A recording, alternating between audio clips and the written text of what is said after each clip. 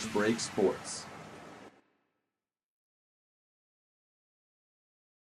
Welcome back to another episode of Lunch Break Sports. I am your host, Joey Sherman, and I'm here with Reed Benos for the official sports podcast of Goldock Academy. What's up, everybody? And today, we're going to talk a little bit about what went down in the Super Bowl.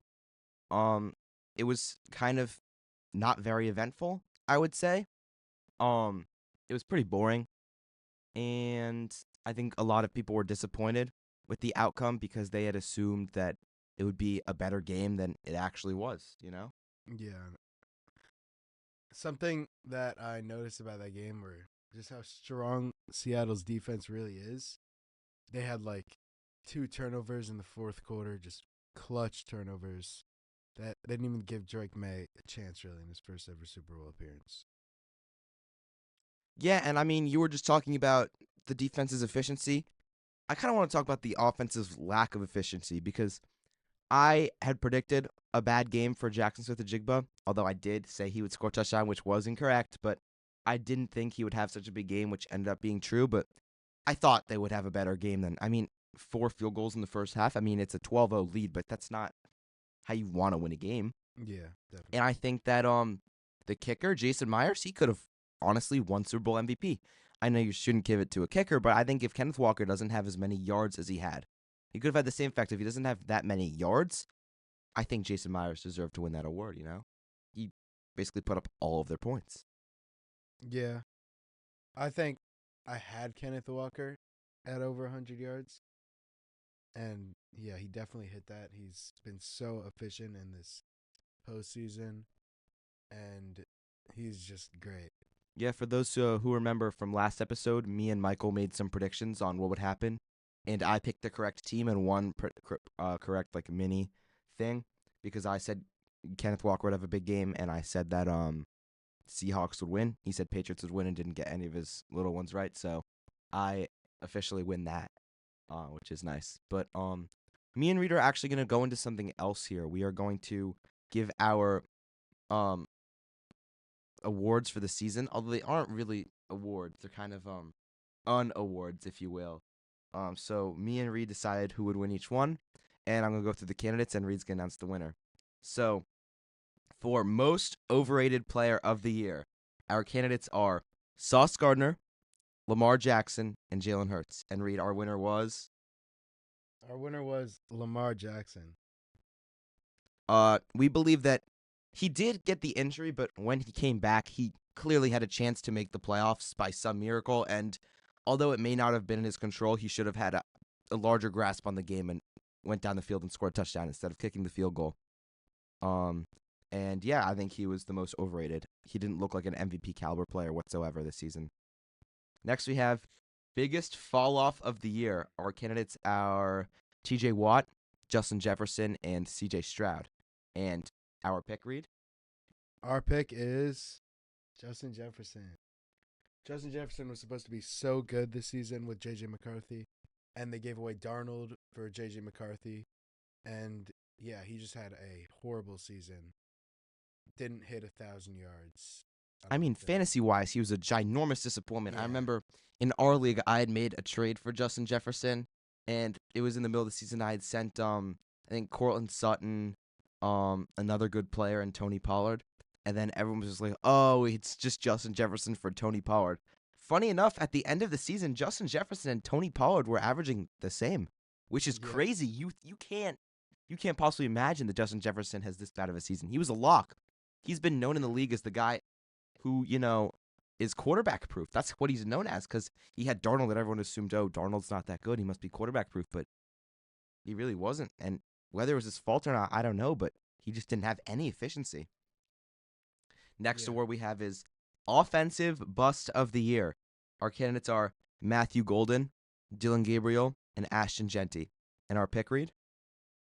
Our pick is going to be Ashton Genty for this one because, there's not really much to explain. He went in the first round. Very high in the first round.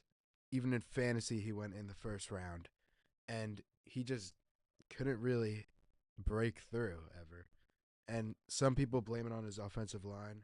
I don't know about that because I think any running back should be able to do as good as him or better with any offensive line. Yeah, and I mean, I think we have to factor in the expectations because is Genty the worst player on this list? I would argue that he's the best, but the expectations for a running back taken in the top, 5 picks in the NFL draft is that you instantly have a huge impact, like Bijan Robinson, like a Devon Achane, like a Jahmyr Gibbs, and he just didn't do that at all. And Matthew Golden was taken in the first round, and he didn't really get the ball much. He had a disappointing season, but it wasn't expected for him to be a stud. Dylan Gabriel, third-round quarterback, you can't expect much, although he was bad, but we think Genty was the biggest disappointment in comparison to where he was taken, especially for his position. Yeah. And finally, we have cringiest/funniest moment of the year. We have ECRA, or Emerald City Route Artist, which I'll explain each of these. So first of all, Emerald City Route Artist. This journalist goes up to Jackson Smith and Jigba and has the chance to ask the greatest receiver probably this season, the great offensive player of the year, one question. He says, "Do you have a nickname in the locker room? And if so, can I make one?" He says, "Go ahead." He says, "The Emerald City Route Artist." And it's just like, I don't know. It's such a cringy name. You have the opportunity to ask him anything about the team, what it's like to be in the league, and you ask him that. And it's not even like a good nickname. And now people online are the irony of it. Now people are actually using it and saying, "Oh, now he's ECRA for short," even though he was JSN for short before. Like it's just funny. Yeah, that's definitely up there for top 3 cringiest, but the next The next candidate is the DK Metcalf altercation. When DK Metcalf saw this fan, there was a lot of drama in that, and I felt like we had to add it to this list. Like the huge fight that occurred, basically a fan said something, he denied saying it. DK Metcalf came up into the stands and started fighting with the guy. And our last candidate is 9. When JJ McCarthy, I believe he referred to himself in the third person, and he said he calls himself 9, and he proceeded to have a terrible season. And so, Reed, who do we vote as the winner? No surprise here, we have 9. He wore black face paint in the locker room. He just looked like he was trying to be tough or something. And then he went out and had one of the worst games in NFL history. Worst seasons, and the Vikings gave away Sam Darnold for him, who actually won the Super Bowl. And yeah, that's probably my cringiest moment of the year. All right, Reed, thank you. And we're off to our next segment. All right. The next segment's going to start in a second, but I just wanted to point something out real quick. In the previous episode, I was talking to Jude Ornstein about some hot takes, and in that he said that one of the hot takes was that the Titans uniforms and the logo and the whole color scheme was the worst in the league, and he believed that they were actually one of the best in the league. And I find it pretty comedic that now the Titans are going under a rebrand and changing their logo and their jerseys. So that's pretty funny. All right, next segment.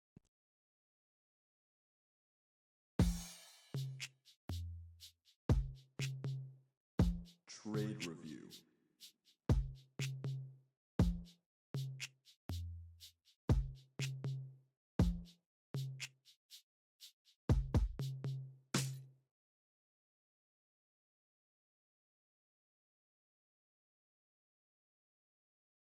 All right, I'm here with Zach Garber for our segment about the NFL trades that happened this season, and we're going to give each team a grade based on how the trades played out for them.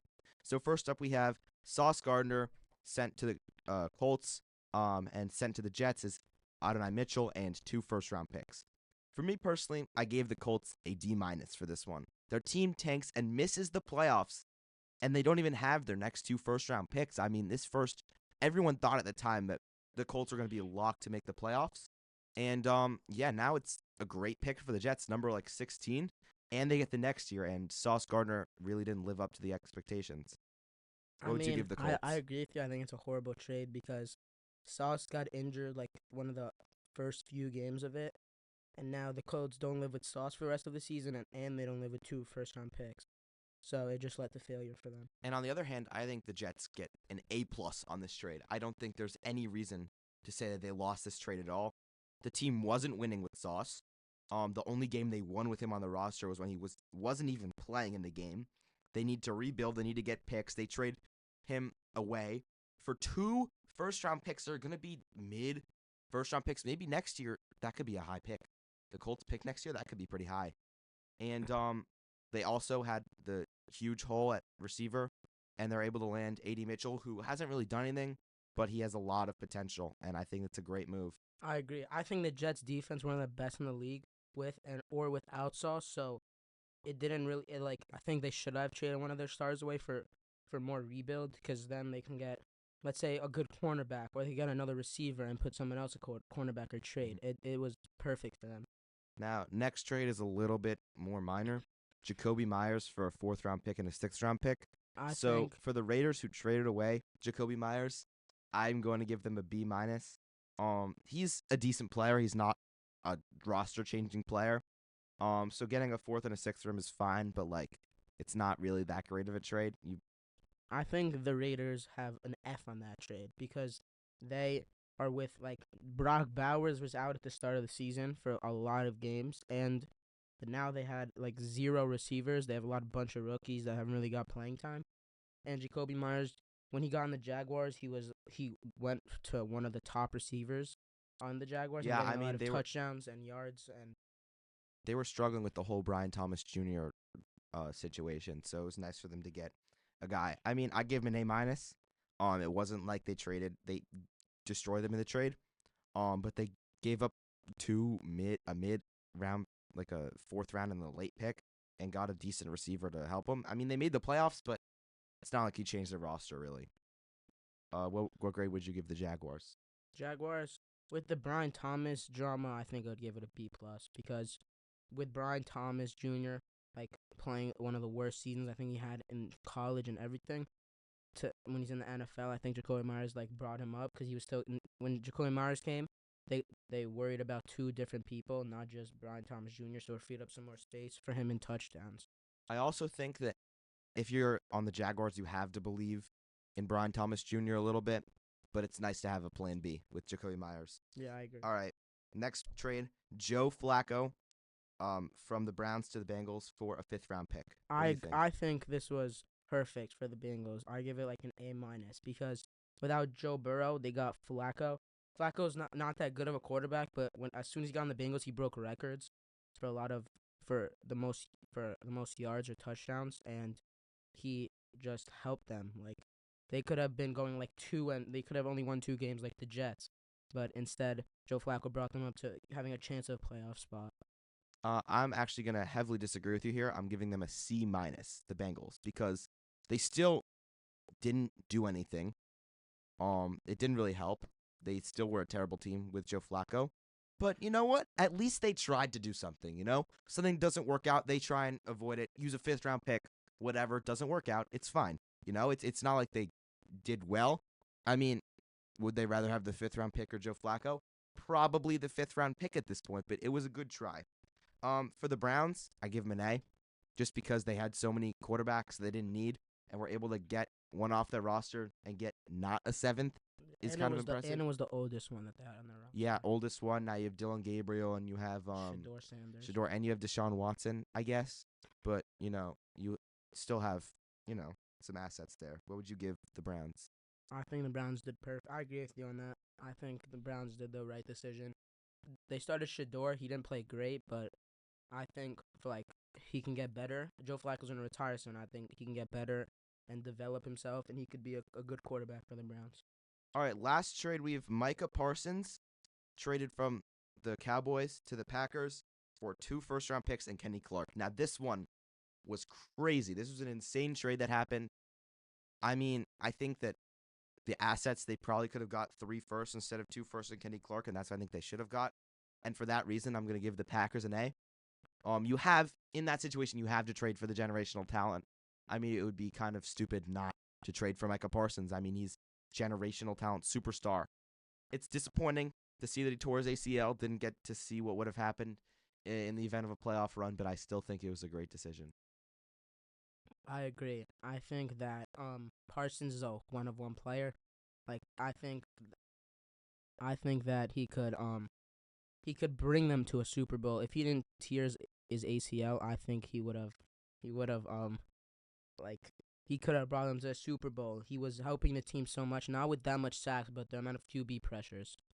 And for the Cowboys, I just gave him a B minus. Micah wasn't happy there. They should have got 3 firsts, but at least they got 2.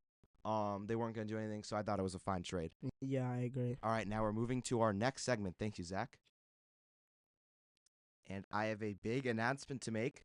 We are officially moving from a football podcast to a basketball podcast.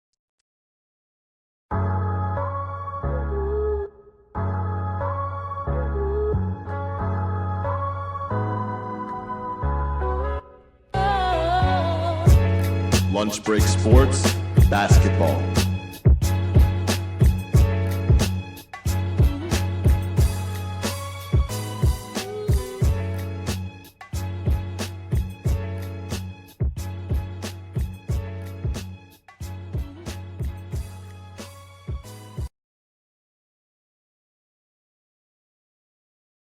All right, here we go. This is the first ever basketball segment on the podcast.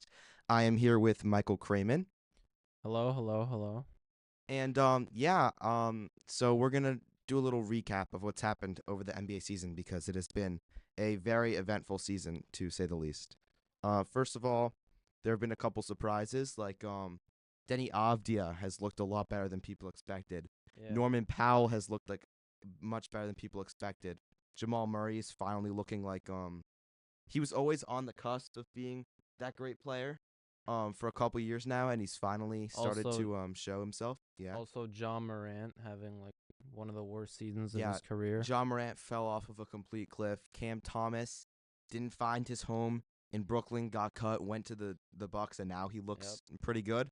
Giannis Antetokounmpo, there were a lot of rumors that he would get traded. He didn't actually get traded, but what we're going to do is go through the trades that did happen.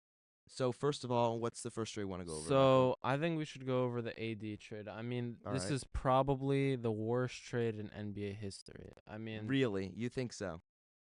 Yeah, because Anthony Davis is always injured. His nickname is Street Clothes for a reason. So, if we take a look at this deal, they're sending Chris Middleton, Tyus Jones, Marvin Bagley, 2 firsts and 3 seconds for Anthony Davis and some not so good players like D'Angelo Russell, Jaden Hardy. Yeah, and you can't help but bring up the Luka trade, you know? Yeah. The trade that, of course, sent superstar Luka Doncic away where everyone thought he would be there for the rest of his career, sent him to the Lakers for Anthony Davis and no picks. So now it seems like they traded him for the picks, but it really is not looking good for that Nico Harrison decision. Terrible. So, you think this was a good decision by the Mavericks? Honestly, I think so because Anthony Davis is just falling and falling each year. And now you get something now, right? Yeah. Because you have Cooper Flagg, who's looking good. I mean, Derek Lively's okay. I Now mean, you're starting to really build something. Well, the Mavericks' idea was to combine Cooper Flagg, Kyrie, and Anthony Davis. Right. And that, I guess, didn't work out, so I guess they're going to ship him out. Kyrie, as of today, was actually ruled out for the whole entire season. I mean, if we remember, I believe Anthony Davis and Kyrie Irving played like 20 minutes together. They in did. total. They That's did. crazy. That's insane. I mean, we'll never really know what that team would have looked like, but I don't think it would have been anything too crazy, to be honest. Now, this next trade, it's very interesting because it is like same position. The Clippers traded James Harden to the Cavs for Darius Garland, straight up. What do we think about that? Who do you think won the trade, Michael? So, I think, honestly, the Clippers won this trade. Even though Garland has had a down season the season before, he's had a really good season.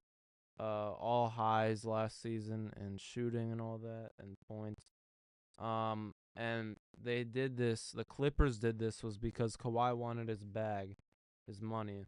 And he was not going to get that whatsoever, which I think is right. He shouldn't get that. He doesn't deserve it at all. He's terrible. He just goes on every single team and asks for money.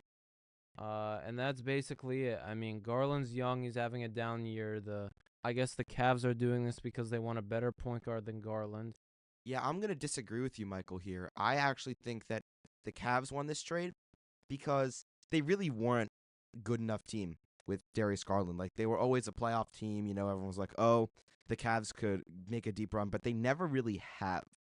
And I think it's a little interesting for them to for James Harden, who has a history of choking just a little bit in the playoffs. But I think that, Darius Garland, like you're saying with Anthony Davis, Darius Garland's very injury prone. He's been having an off year, right? But getting getting the new guy in town, getting James Harden, someone who's proven, someone who's efficient, someone who can score on all levels, somebody who can make plays happen, dish it out. And, he doesn't even have to be the best option on this team. I mean, you also have Donovan Mitchell and you have Evan Mobley, right? Evan Jared Mobley's. Allen. Yeah, I mean, they have a good team. I mean, do I think that I- maybe they should have invested more in the future rather than the now?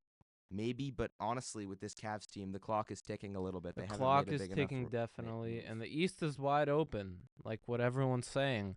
I disagree though. Well, back to my point is that he just wants his money, and I don't think if you mentioned Darius Garland being traded for James Harden changes my mind to them being real title contenders. I don't think they're title contenders because last season, even though their record was number 1 in the East by a mile, they choked in the playoffs to Halliburton.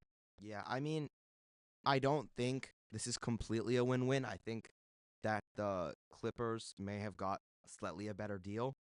But I certainly think, like I was giving trade grades with Zach in the previous segment, I think that it might be like at least teams both at least get a B minus. Like they both made a good move. I think they could have got a little more compensation, but I think that it was a relatively decent move for both teams. If on both those teams' fan bases, I would be relatively happy. All right, so on with the next trade, we have the Warriors adding Porzingis and the Hawks adding Kuminga and Buddy Hield.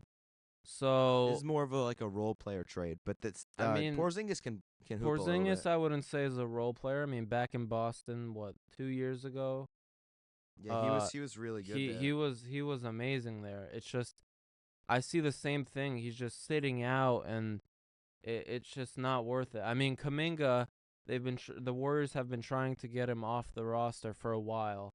I mean, but I don't think after the Jimmy Butler ACL injury, I don't think Porzingis really helps their title contender odds. I get it that Curry's wasting a whole entire season of his prime, but I don't think adding Porzingis is really changing their way of like winning games and all that. Yeah, I mean, it seems like they're kind of just putting pieces together, and they're not really making a championship run, but they're just trying to make a roster, build the team, like like the team. Honestly, Warriors fans, like Curry doesn't need another ring on his. It's not like it's desperately trying to win a ring.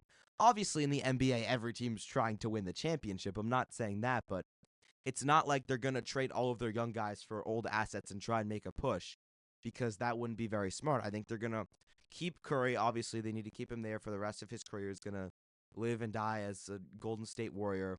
They get in pieces. They're not gonna make some huge trade that trades away all their future.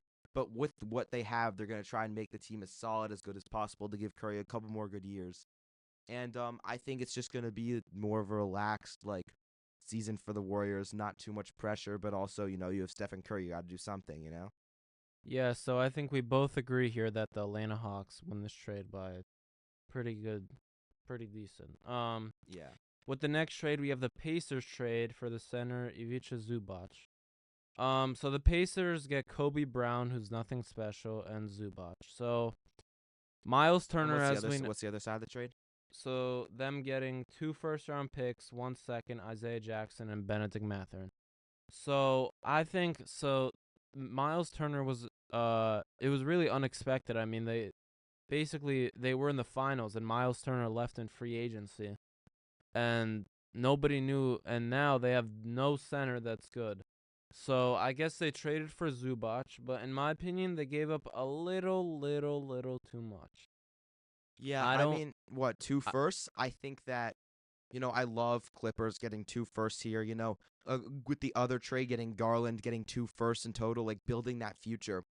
Yeah, I mean, I think it's a nice trade. I think for the Pacers, you do get a center who's not a superstar, but he's definitely someone you can put in there and trust. But I don't think he's worth 2 firsts, in my opinion. I mean, my Knicks also traded 5 firsts for Mikal Bridges, which we don't have to talk about, even though I love Mikal Bridges. It was a little too much, but I think 2 firsts for a guy like Zubac, I think you give first and a couple seconds. I don't think you get a second one in there. So the Clippers get Benedict Mathurin here, and I think that's a very key piece. He's a very good player.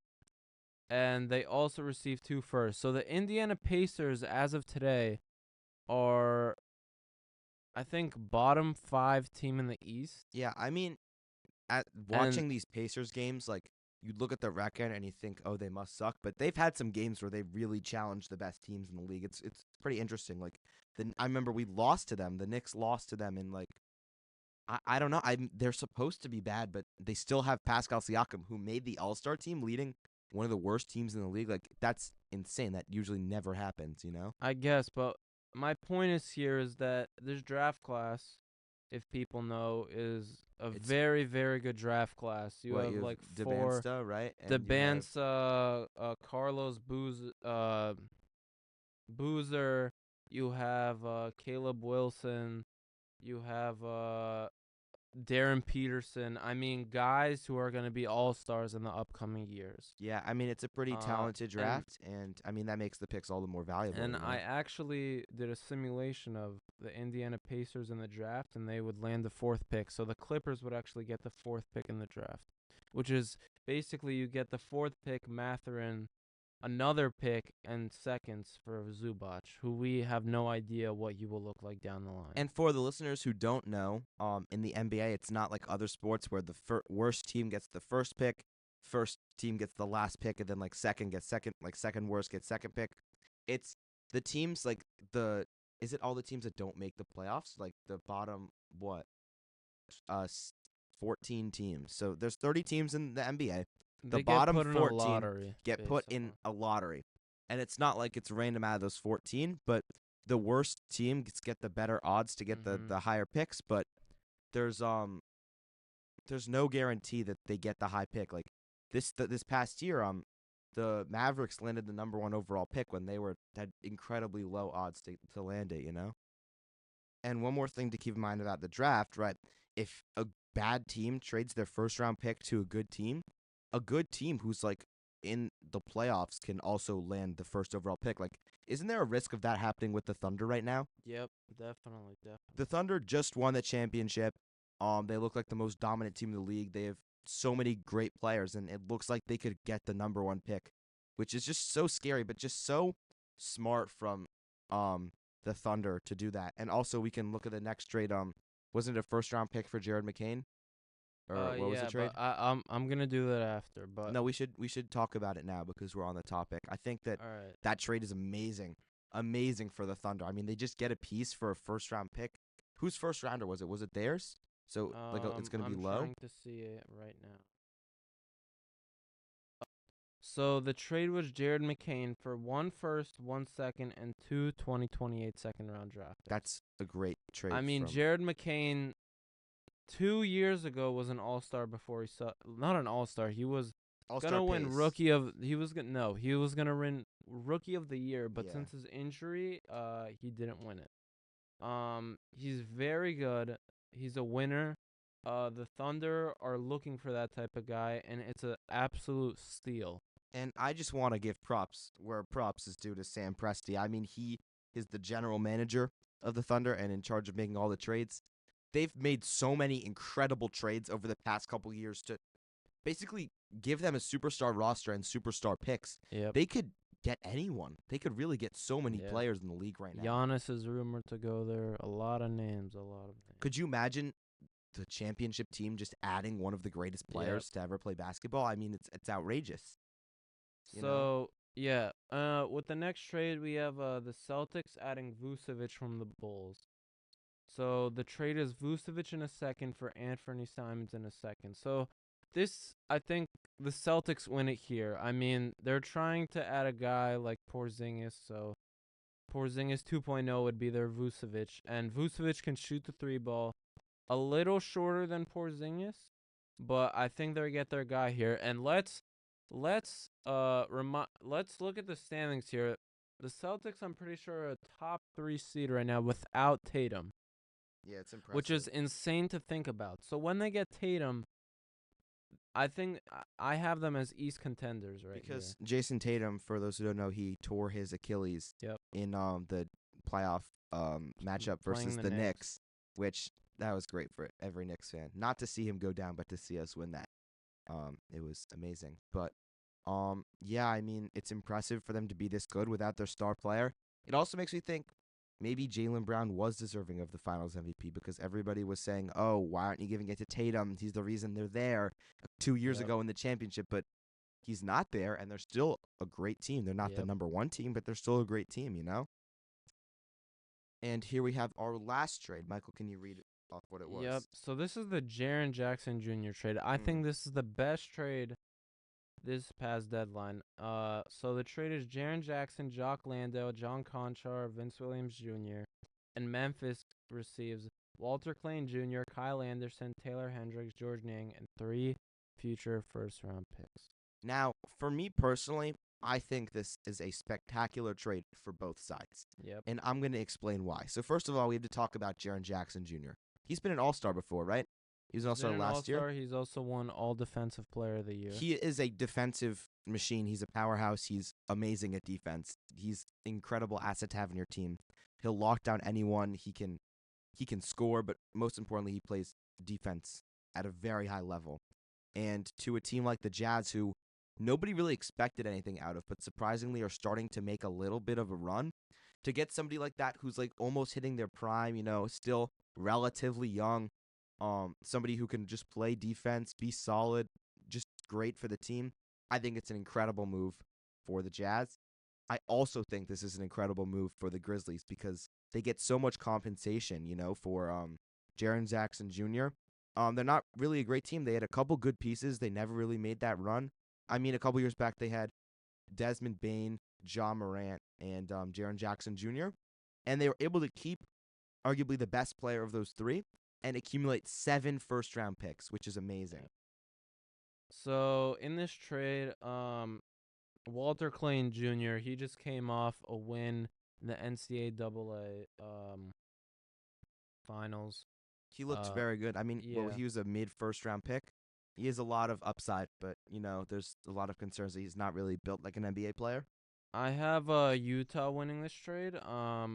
Utah has very good players now. They have Lowry Markkanen at small forward, Jaren Jackson Jr. at power forward, and Walker Kessler, who got injured in the beginning of the season with a season-ending shoulder injury.